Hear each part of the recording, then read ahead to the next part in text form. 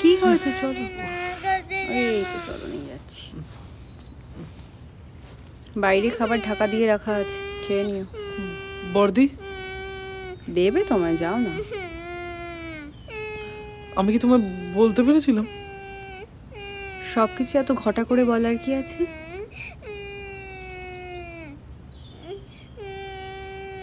তার মানে কি হ্যাঁ? জানি না। চলো চলো চলো চলো চলো।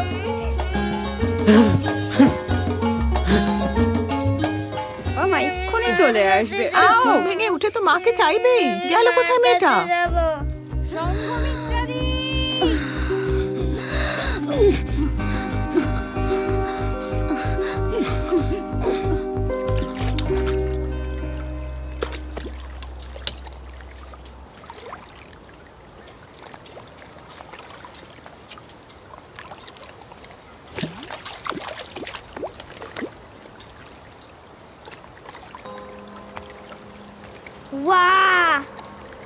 আমি ছুটছি।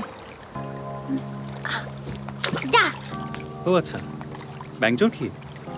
এককালে আমি চ্যাম্পিয়ন ছিলাম।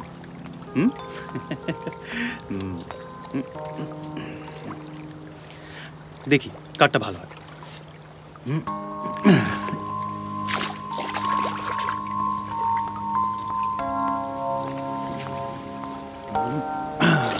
কিরকম?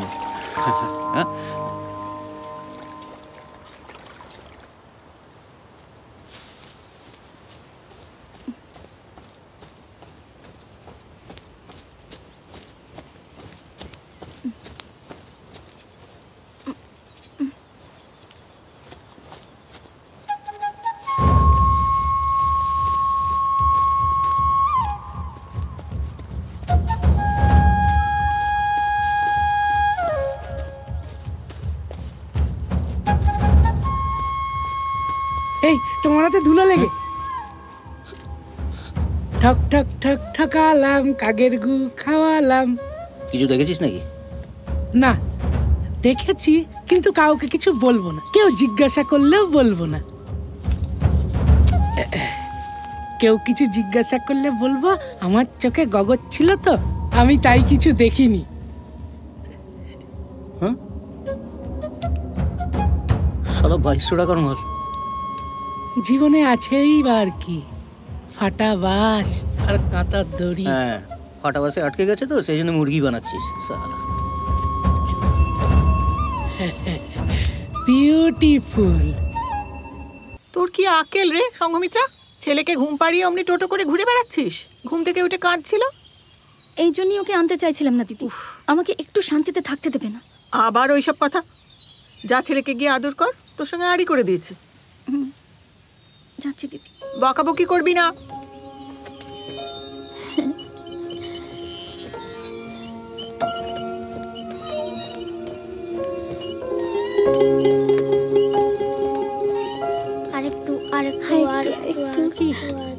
আমার ছেলে আপনাকে খুব জ্বালাচ্ছে তো?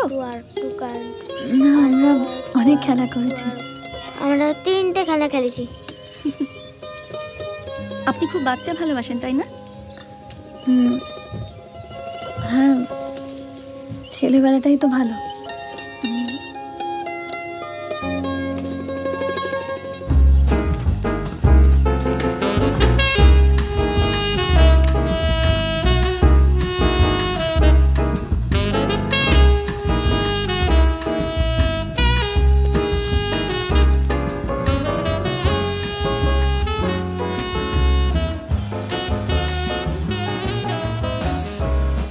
বড়দি কিছু বলছিল? যাও তো এখান থেকে। হঠাৎ আলোর ঝলকানি লেগেই ঝলমল করে চিত্ত, হঠাৎ আলোর ঝলকানি লেগে ঝলমল করে চিত্ত। পরের লাইনটা কি জানো? পরের লাইনটা হঠাৎ আলোর ঝলকানি লেগে ঝলমল করে চিত্ত। বাংলার মাটি দুর্জয় ঘাটি বুঝে নিক দুর্বৃত্ত। বাংলার মা কোচকে কোথাকার।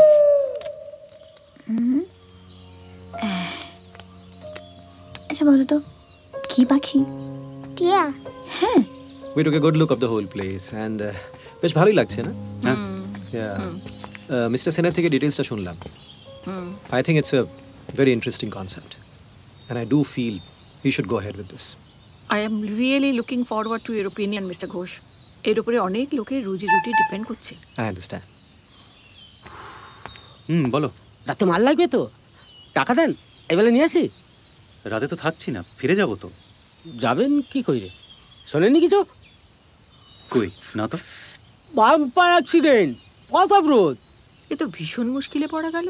যা বুঝছি তাতে আজ রাতে বাড়ি ফেরার চান্স খুবই কম। সে রিস্ক না নেওয়াই ভালো।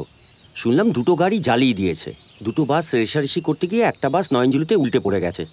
তাছাড়া জায়গাটাও খুব অ্যাক্সিডেন্ট প্রোন। অনেক মারা টারা গেছে নাকি? ক্যাজুয়ালিটি জানা যায়নি, তবে পাবলিক খুব ক্ষেপে রয়েছে। আসলে পরপর বেশ কয়েকটা অ্যাক্সিডেন্ট হয়ে গেল তো। তাছাড়া আমাদের এই এলাকাটার একটু বদনামও আছে, তাই বেশি রাত হলে রিস্কটা না নেওয়াই উচিত। রাতে ক্যাম্পফায়ার হবে, ডামসারাট কেউ কুইজ অ্যান্ড বারবিকিউ। আরে এরা আছে নিজের তালে, এত লোক আটকে পড়লো, কার কি সুবিধা অসুবিধা তা দেখবে তা না। জটিল বাবু, আটকে গেলে থাকতে হবে, তবে আবার রাতে একটু ইসবগুল খেয়ে শোয়ারও। বুঝেছি। সঙ্গমিত্রা, না অসুবিধা হবে না, ভাগ্যিস টুবলুকে সঙ্গে নিয়ে এসেছিলাম, আমাকে ছাড়াও রাতে থাকতে পারে না। বলছি যে নাইট স্টে করলে কিন্তু গাড়ি এক্সট্রা চার্জ নেবে বর্দি। হ্যাঁ সেটা কোনো ব্যাপারই নয়। আচ্ছা আর কার কি কি অসুবিধা আছে হাত তোলো। না I am fine. Mister Ghosh, well do you really have a choice? বরং বান্টি আর রিক যেমন বললো, why don't we stay back and enjoy the night? Exactly. রাতে কিন্তু কম্বল টম্বলের ব্যবস্থা করতে হবে, শীতের রাত। না সে অসুবিধা হবে না, ডেকোরেটরকে বললে তোষক বালিশ কম্বল সবই পাওয়া যাবে। সবই তো হলো, কিন্তু খাবো কি? খিচুড়ি আমি রাখবো, পাতলা খিচুড়ি আর ডিম কষা। জটিলদা আবার খিচুড়ি খাবে রাতে? হয়ে গেল। আমি মঙ্গলদাকে হেল্প করব। মঙ্গলদা আমি কিন্তু খুব ভালো সবজি কাটতে পারি। আচ্ছা একটা কাজ করলে হয় না? থেকেই যখন গেলাম একবার তরুলতার দিঘিটা দেখে এলে হতো না? কি মিস্টার সেন? তরুলতার দিঘি? সেটা আবার কি? বছর 20 আগের কথা। আমাদের নার্সারি লাগোয়া একটা ভাঙাচোরা মন্দির আছে না, ওটাতে তখন নিয়মিত পুজো অর্চনা হতো। ওই মন্দিরের যিনি পুরোহিত, এখন বয়স হয়ে গিয়েছে, চোখে ভালো দেখতে পান না, প্রস্টেটের সমস্যা। যাকে ওর বেশ নাম ডাক ছিল, মন্দিরে বেশ ভিড় হতো। আর ওর কাছে ওর 2 বাপ মামরা ভাগ্নি থাকতো, তাদেরই একজন মনোরমা।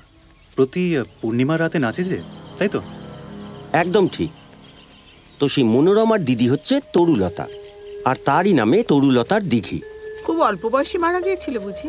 হ্যাঁ, কিন্তু কোনো অসুখ বিসুখে নয়। ও, তরুলতাকে খুন করা হয়েছিল। And at that time she was carrying. মানুষ এত নিষ্ঠুরও হয়? খুনি ধরা পড়েনি? না, তবে একজনকে সন্দেহ করা হয়। প্রহ্লাদ, রাইট? প্রহ্লাদ কে ছিল? প্রহ্লাদ সম্পর্কে বিশেষ কিছু জানা যায় না। ছেলেটা কোনো রকমে জলে ডুবতে ডুবতে প্রাণে বেঁচে যায়।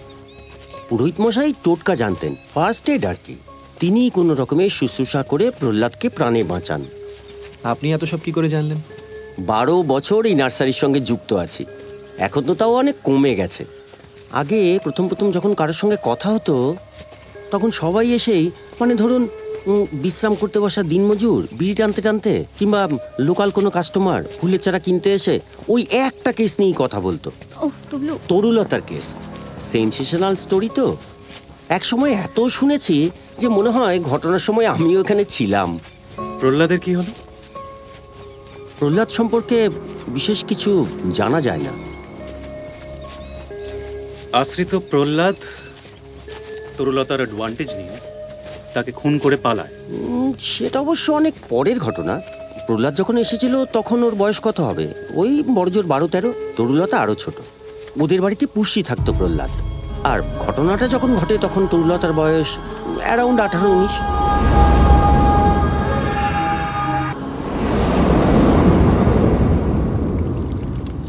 তরুলতা খুন হবার মাস কয়েকের মধ্যেই বেশ কিছু অল্প বয়সী ছেলে, লোকাল রাখাল টাকাল আর কি, গ্রাম্য ভাবটা তখন আরো বেশি ছিল, এই দিঘিতে ডুবে মরে। স্নান করতে নেমেছিল। ডান পিঠে ছেলে সব লুকিয়ে চুরিয়ে সাঁতার কাটতে নেমেছিল। সেই থেকে তরুলতার দিঘি। লোকের বিশ্বাস এই দিঘিতে দহ আছে, আর সেখানে তরুলতা থাকে। কোনো পুরুষ মানুষ এই দিঘির কাছে একলা এলে তাকে ডুবিয়ে মারে। বাবা গো, এসব শুনলেই কেমন গা ছমছম করে। আচ্ছা, স্কুবা ডাইভার নামিয়ে দেখলে হয় না? সঙ্গে আন্ডার ওয়াটার ফটোগ্রাফির ইকুইপমেন্টস।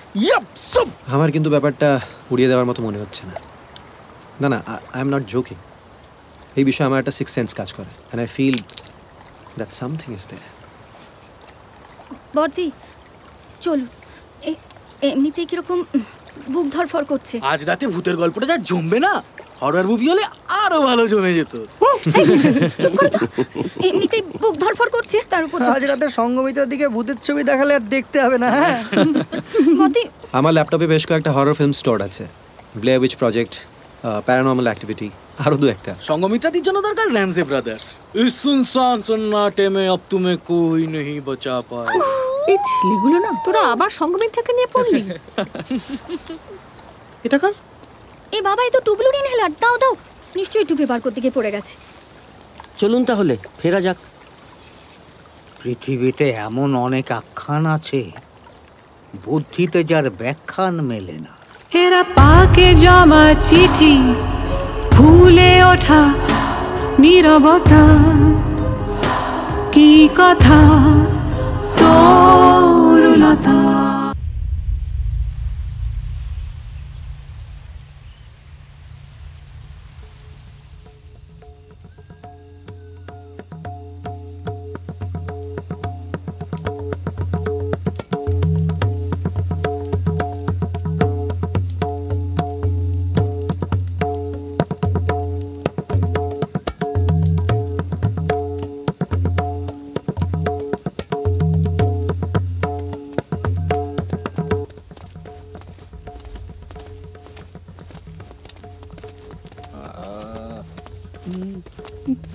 এই দাঁড়া দাঁড়া,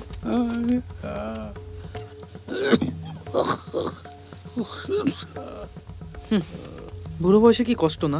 সেটাই। চ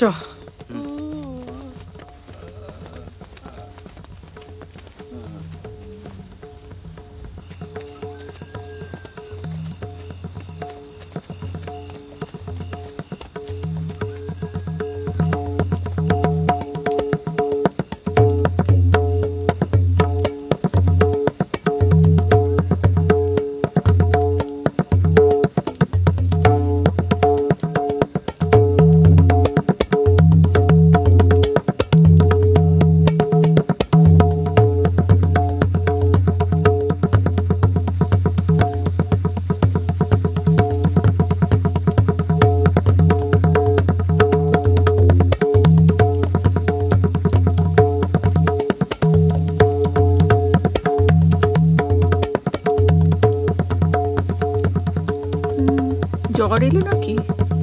গাটা একটু ছ্যাঁচা করছে। ও তুই চিন্তা করিস না, সারাদিন ফুটোপাটি করেছে, ফিরে গিয়ে একদম নিয়ে শুইয়ে দিবি, খাবার হলে উঠবি।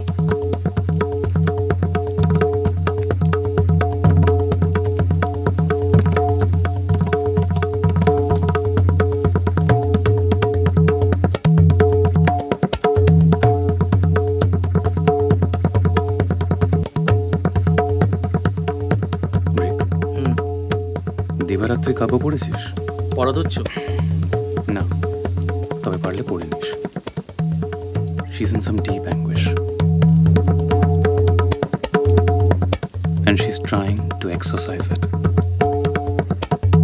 কমল কলিটা পুরো উল্টো, পুরোটাই চাপা। রাইট।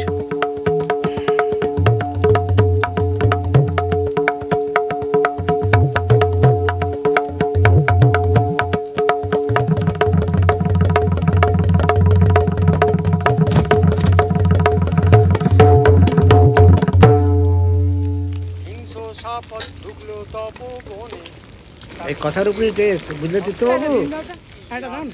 আরে বাস বাস বাস, একই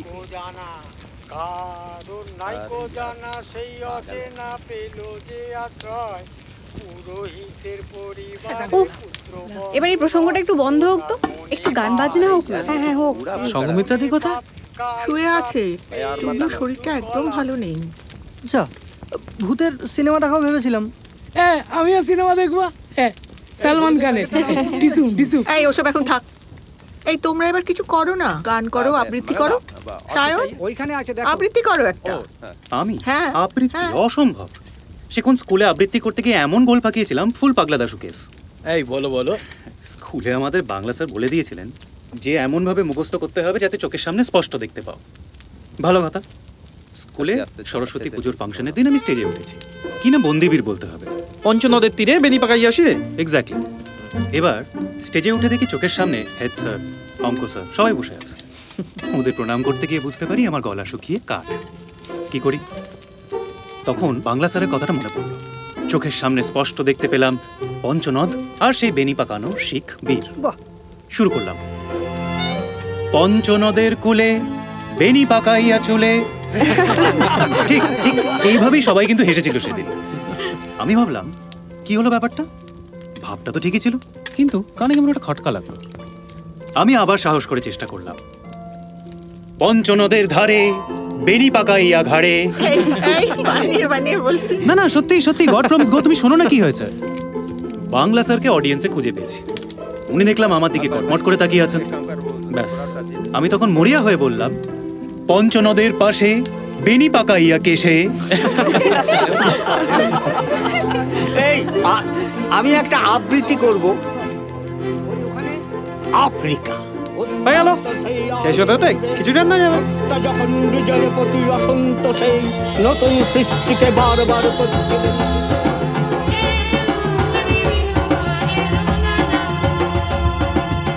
সেই হোক তোমার সভ্যতা শেষ পুণ্যবান। ধন্যবাদ।